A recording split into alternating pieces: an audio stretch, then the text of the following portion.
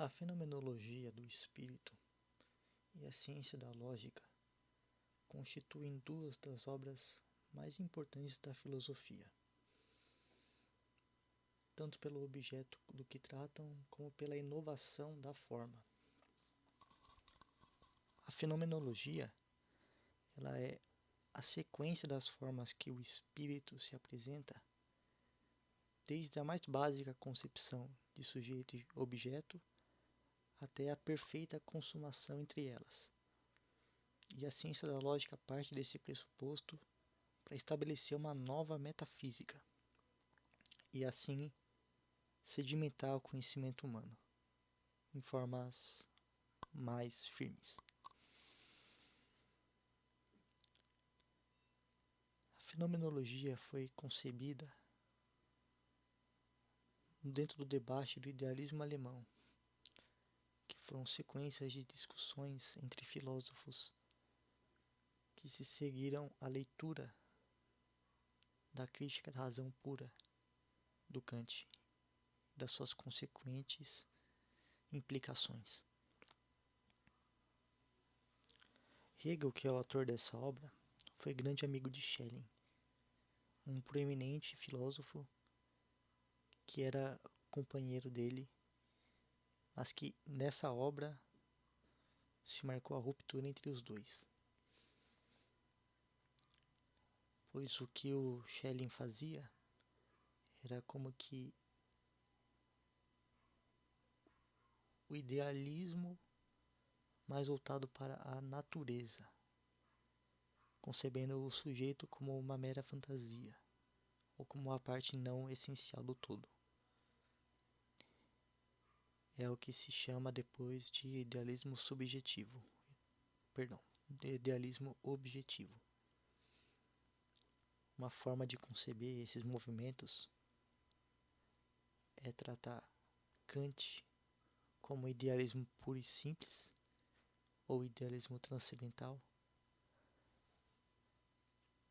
Fichte, que foi um professor de filosofia contemporâneo entre eles, seria o idealismo subjetivo, que dá muita ênfase ao eu como sujeito cognoscente.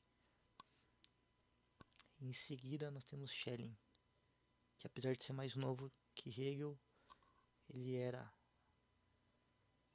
muito mais desenvolvido e entrou nos debates de forma mais acentuada, sendo Hegel quase como que seu discípulo.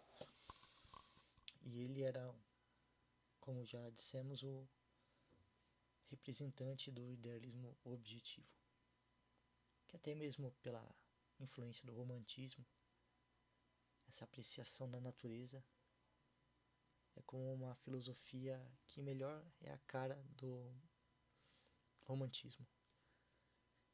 E por fim nós temos Hegel, que seria o idealismo absoluto, a síntese de todos os passos anteriores, e que agora vê com igual importância e em unidade o sujeito e o objeto.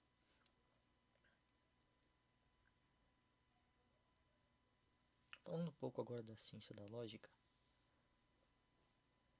ela é feita num momento posterior. Enquanto a fenomenologia foi escrita ainda no fervilhar dos debates do idealismo alemão, a ciência da lógica ela vem alguns anos mais tarde, com Hegel mais maduro, já sendo professor de ofício. Nessa obra, ele examina minuciosamente determinações puras da razão. E assim ele traz toda a bagagem da metafísica antiga, medieval e moderna, agora colocando em ordem os conceitos, extraindo deles o que há de nexo, tentando estabelecer a ordem dos conhecimentos.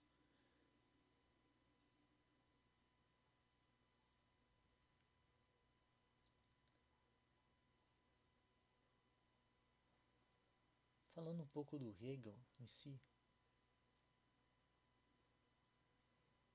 ele é um filósofo do século XIX, essencialmente. Ele nasceu em 1770, na Alemanha.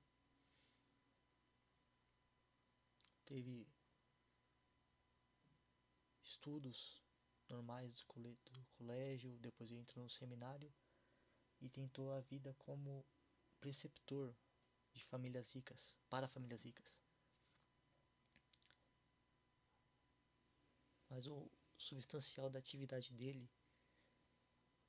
era os debates que ele tinha com os amigos, com Schelling, com os companheiros de seminário e debatendo com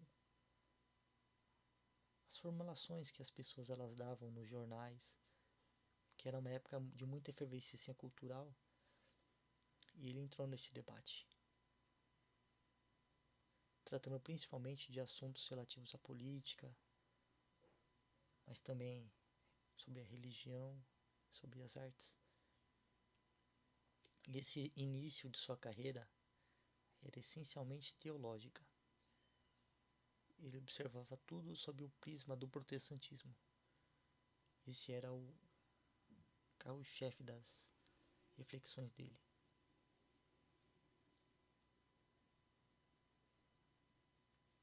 Até a fenomenologia, ele foi ordenando seus pensamentos,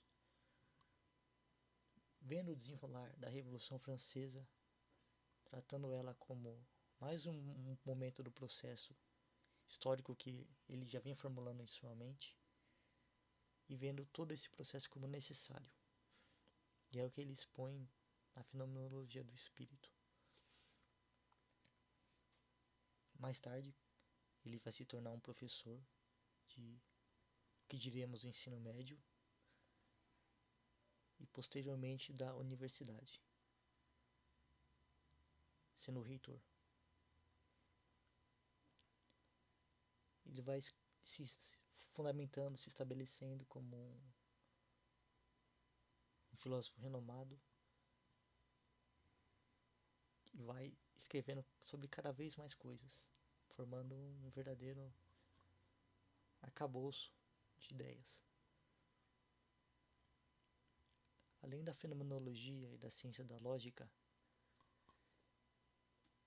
ele vai ter um escrito que vai condensar o sistema filosófico dele, que é a enciclopédia, e após isso um tratado sobre o que ele chama de espírito objetivo, que são as formas com as quais os sujeitos racionais interagem entre si, pelo direito, pela moralidade e na convivência. Essas são as obras que ele escreveu à mão. Mas muito do que se temos hoje dele são as anotações dos alunos nos cursos de arte, a estética, os cursos de religião, os cursos sobre a filosofia da história e a história da filosofia.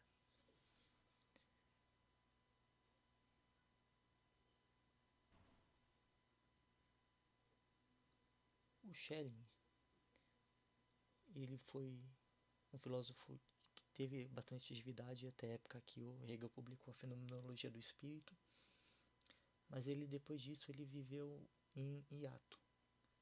Não escrevia, não dava aulas, mas após a morte de Hegel e a consequente fervilhar, dos debates que se seguiu com seus discípulos, Schelling foi chamado de volta a ministrar e dar o seu parecer sobre a filosofia hegeliana. E ele deu a resposta à crítica àquilo que o amigo tinha feito.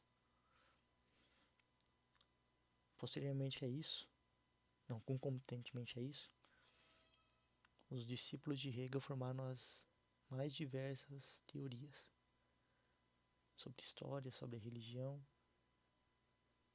e foram convencionados a se dividir entre os filósofos da direita hegeliana e o da esquerda hegeliana. Os da direita eram aqueles que ocupavam cargos na universidade e que eram mais conservadores em tese, e por isso tratavam mais do assunto da religião, ou ela como o fundamento do saber. Os filósofos da esquerda hegeliana tinham uma preocupação maior com a história, e quando falavam da religião era de uma forma mais crítica, da qual surge o marxismo.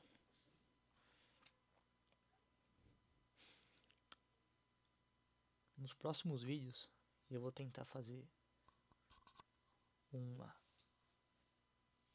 análise da fenomenologia e da ciência da lógica, tratando os seus momentos essenciais de forma que possam ser mais inteligíveis. Como são obras tidas como difíceis, creio que eu poderei dar uma luz nesse assunto.